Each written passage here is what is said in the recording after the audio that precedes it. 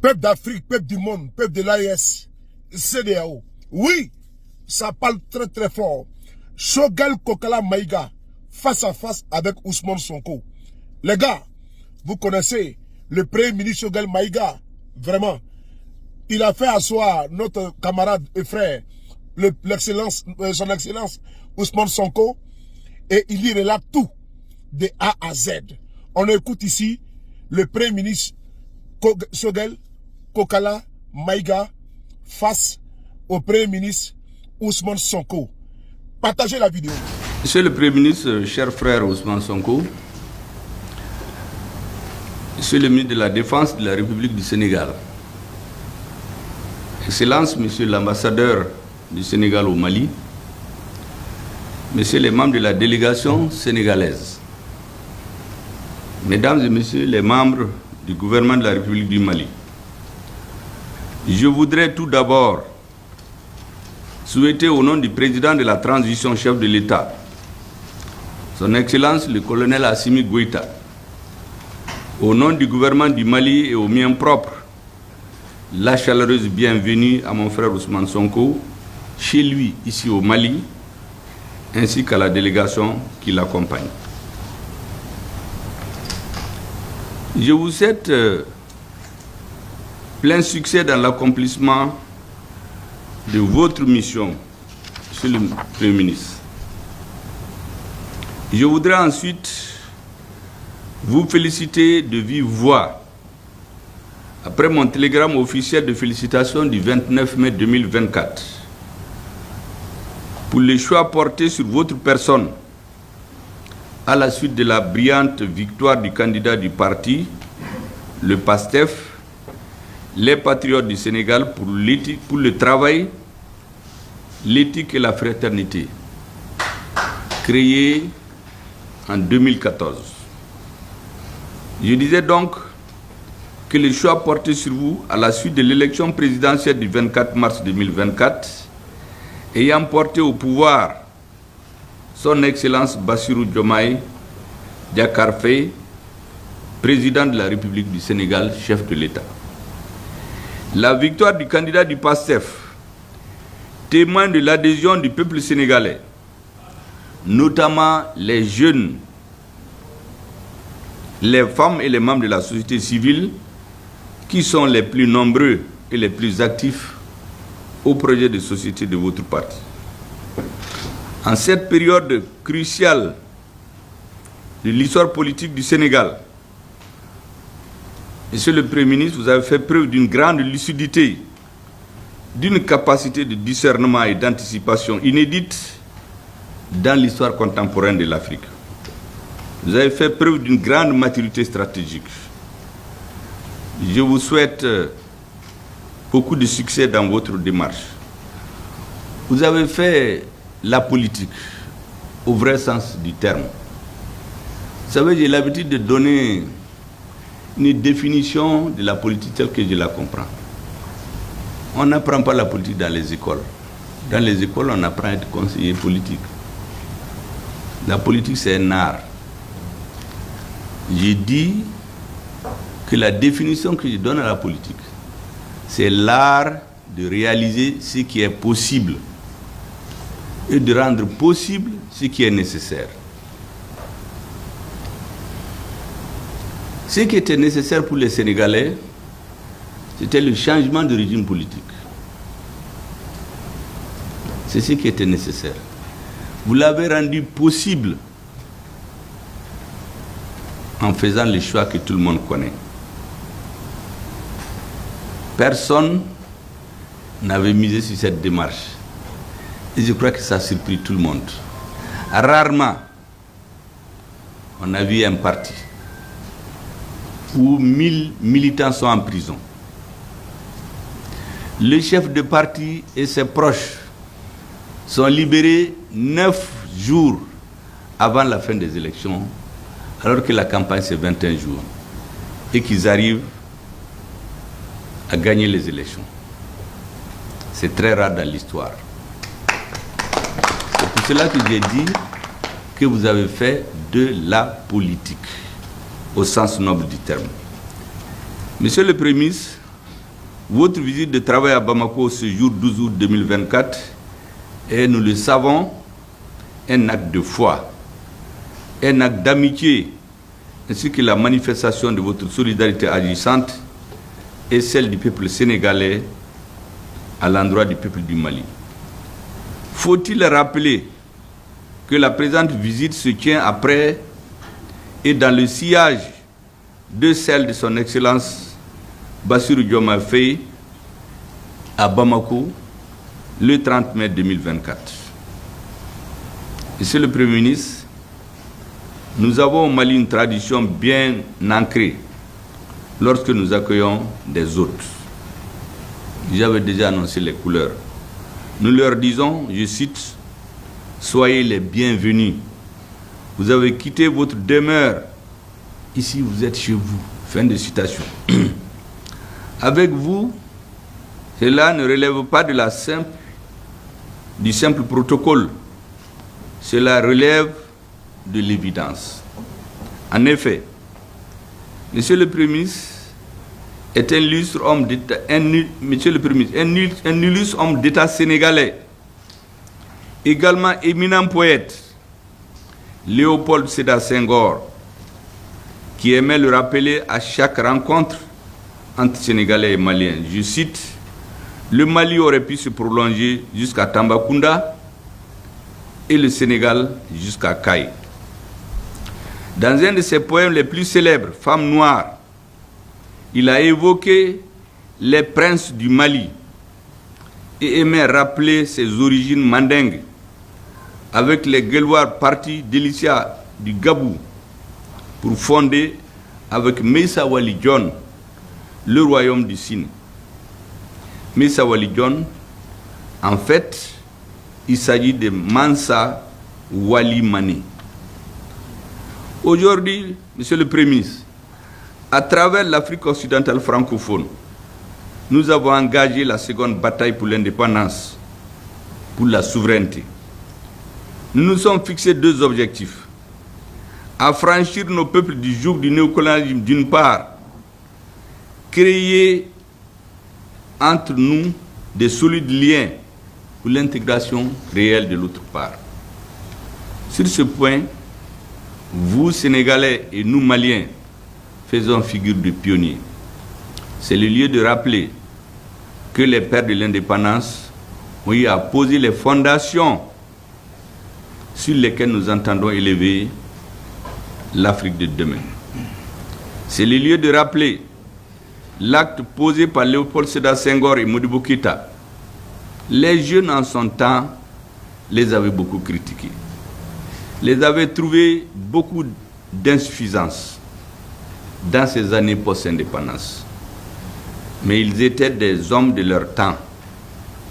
Aujourd'hui, ce que nous retenons d'eux, c'est leur foi en une Afrique occidentale fédérale.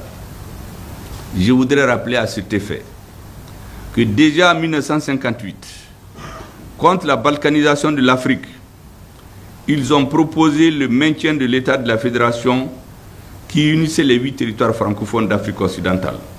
Dahomey, Sénégalais, Soudanais, Voltaïques se sont retrouvés pour rester unis. Le mérite revient à l'époque Sédar Senghor d'avoir dit, je cite, « Nous allons créer une fédération et nous la baptiserons la Fédération du Mali en souvenir de l'Empire du Mali. » Beaucoup de Maliens et de Sénégalais ne savent pas que c'est de Senghor qui vient la proposition dès 1958. Les fruits, il est vrai, n'ont pas tenu la promesse des fleurs. Des divergences se sont manifestées. Nous nous sommes séparés en notre corps défendant. Certains s'en sont réjouis. Il s'agit de ceux, là je cite, qui disent la voie droite et cheminent vers les chantiers obliques, qui invitent à leur table et demandent d'apporter notre pain, qui donnent de la main droite et de la main gauche enlèvent la moitié, qui haïssent les occupants et imposent aux autres l'occupation, qui ouvrent des voies triomphales aux héros et n'ont que mépris pour nous. Bien sûr, il s'était réjoui. Mais nous sommes restés solidaires parce que condamnés à l'être par l'histoire et la géographie. Avant le réseau Internet, monsieur le Premier ministre, il y a eu le réseau ferré. L'inoubliable Dakar-Niger, qui fit que des quartiers et certaines villes et bon nombre de villages ont été baptisés de nom Bambara. Nous aussi, ici à Bamako, nous avons Wolfobougou, à Kaï comme à Médine. Le nombre de vos traitants du début du XXe siècle ont laissé des traces inoubliables. Monsieur le Premier ministre, Sonko est votre patronyme. À l'Assemblée du Sénégal, à l'Assemblée nationale, dis-je, siège un député ayant le patronyme Sagna. Sur les pelouses de l'Afrique et de l'Europe, évolue un joueur ayant le patronyme Mané. Comment ne pas rappeler que Sané, Mané, Sonko et Sagna sont les patronymes des grandes familles princières du royaume du Gabou. Que ce royaume s'étendait sur la Guinée-Bissau, le sud du Sénégal et la Gambie. Il a été créé par Tiramakan Traoré, généralissime des armées de Soundiata Keita. Senghor l'aurait dit, le Sénégal et le Mali sont liés par le nombril. Parlant des noms et patronymes, un Kéba au Sénégal s'appellerait Tcheba au Mali, tout comme Djaï là-bas et Diara ici. Diop et Traoré et Fall s'appellent Koulibaly sous nos cieux. Vous êtes de culture Wolof, monsieur le Premier ministre. Mais l'historien Tamsir Nyan dirait que vous êtes un Manding de l'Ouest.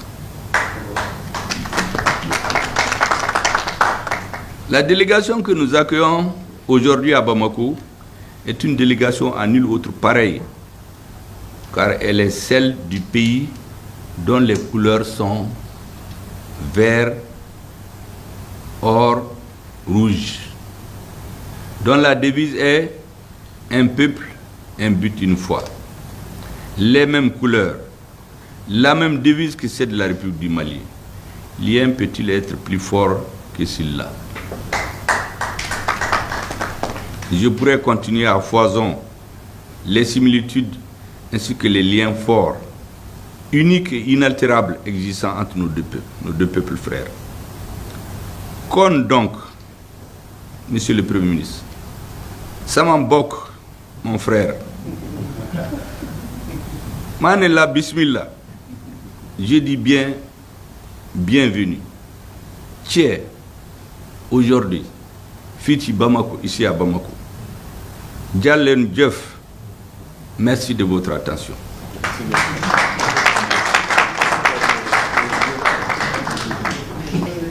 L'héritage laissé par nos devanciers, par les grands empires et royaumes, j'allais dire les liens forgés par l'histoire, la géographie, la sociologie, nous condamnent de travailler ensemble, la main dans la main, de cheminer au coude à coude pour faire face aux défis communs liés à la sécurité, j'allais dire à l'insécurité, à la stabilité et au développement. Nous sommes d'autant plus condamnés à travailler ensemble, monsieur le Premier ministre, de concert, car nos deux peuples ont montré la voie de l'intégration en prenant de l'avance sur les États et sur nos institutions politiques.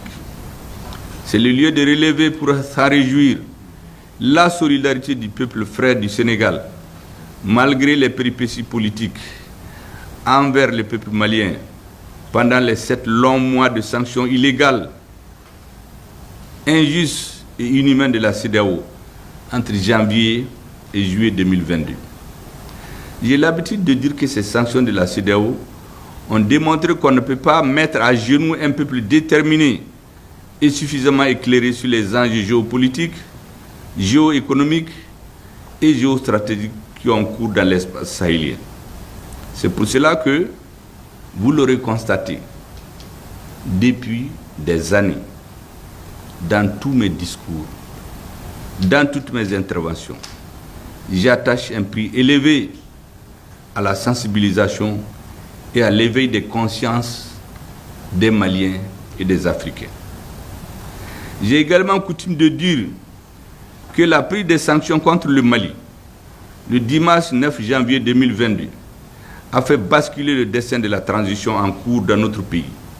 En effet, quelques jours après la déclaration de l'embargo par la CEDEAO contre le Mali, le vendredi 14 janvier 2022, plus de 4 millions de Maliens de l'intérieur du pays et de la diaspora sont sortis spontanément pour dire non à la suggestion, non à l'imposition d'un agenda extérieur qui n'est pas l'agenda du Mali ni de l'Afrique, et dire non à la vassalisation par procuration du Mali par des puissances étrangères. Le 14 janvier, Monsieur le Premier ministre, est désormais une date officielle retenue au Mali comme journée de la souveraineté retrouvée.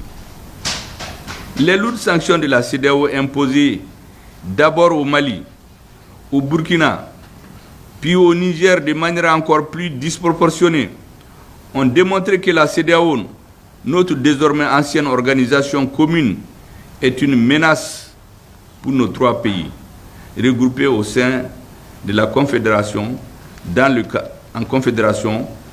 cadre de l'Alliance des États du Sahel.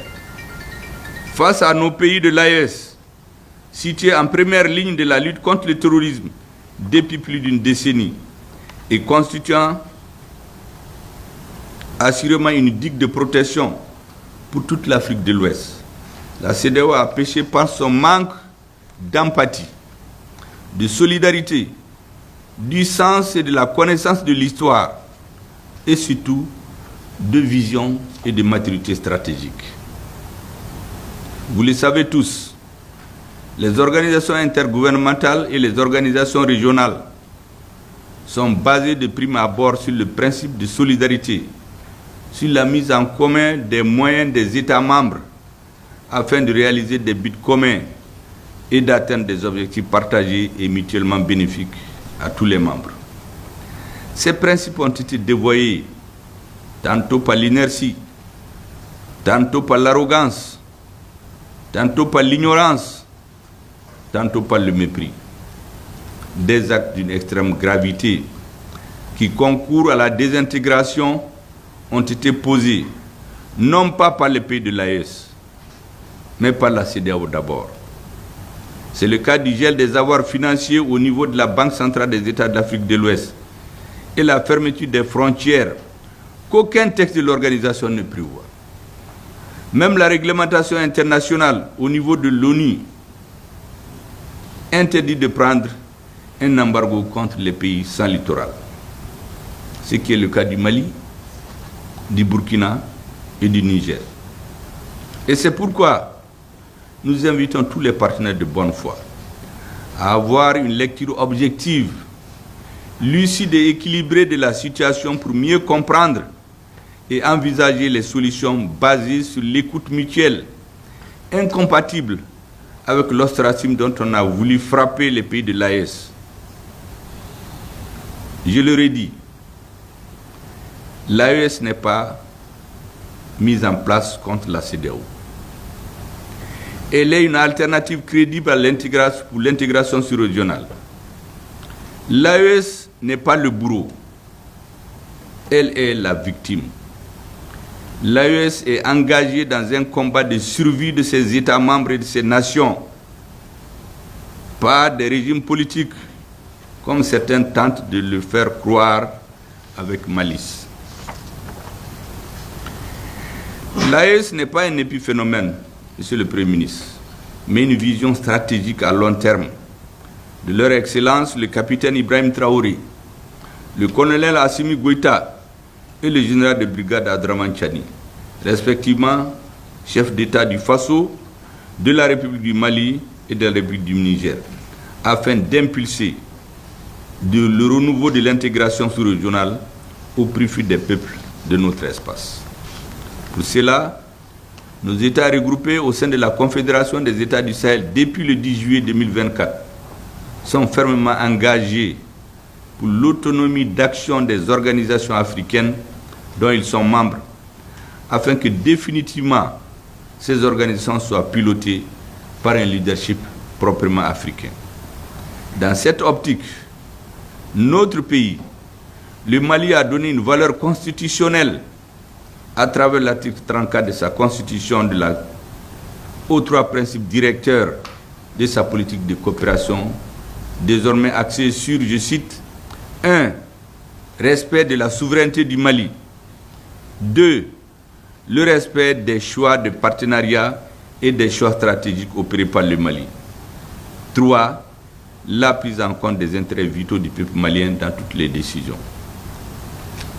C'est en application de ces principes que le gouvernement du Mali a été amené à rompre le 9 août 2024 ses relations diplomatiques avec l'Ukraine, qui a assumé officiellement son implication à contre-courant dans la lutte héroïque que le Mali, donc les États de l'AES, mènent contre le terrorisme.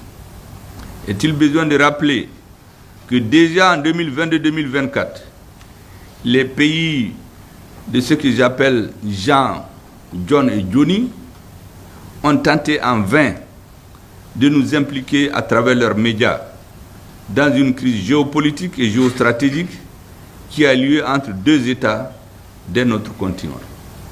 Aujourd'hui, les masques sont tombés. Là également, Monsieur le Premier ministre, nous attendons des prises de position claires et fermes des États africains.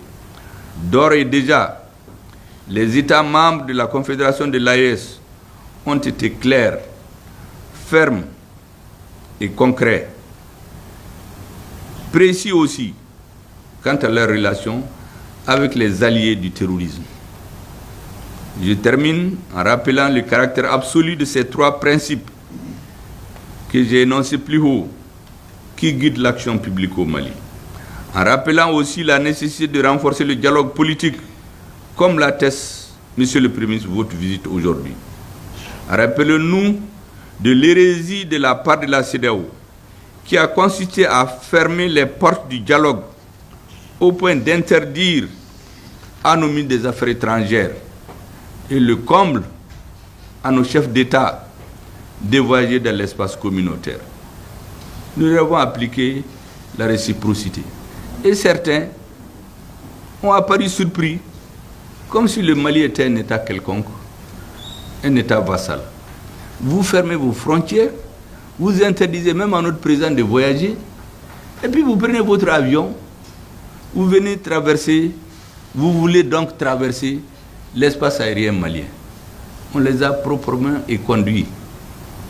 Nous sommes un État pacifique, Monsieur le Premier ministre, ouvert et dédié au panafricanisme à travers l'intégration et l'unité africaine, sur, je dis bien, des bases nouvelles. Si vous observez bien, tous les pays avec lesquels nous avons soi-disant des problèmes, le Mali ne s'est jamais ingéré dans leurs affaires intérieures. Tous les pays face auxquels nous nous sommes assumés en les remettant à leur juste place se sont illustrés par des ingérences intolérables dans nos affaires intérieures, où ont posé des actes attentatoires à la souveraineté de notre pays, qui se bat contre le terrorisme et pour son existence en tant qu'État et nation. Enfin, nous ne sommes contre personne. Nous sommes concentrés sur nous-mêmes pour relever les défis auxquels nous sommes confrontés. Nous nous battons pour redresser notre pays qui a touché le fond de l'abîme et qui était menacé de disparition en raison des crises politiques et sécuritaires. Nous nous battons, et cela sans concession, pour l'unité de notre pays, pour son indépendance, son intégrité territoriale, sa souveraineté et pour la dignité de notre peuple. Je vous remercie de votre aimable attention.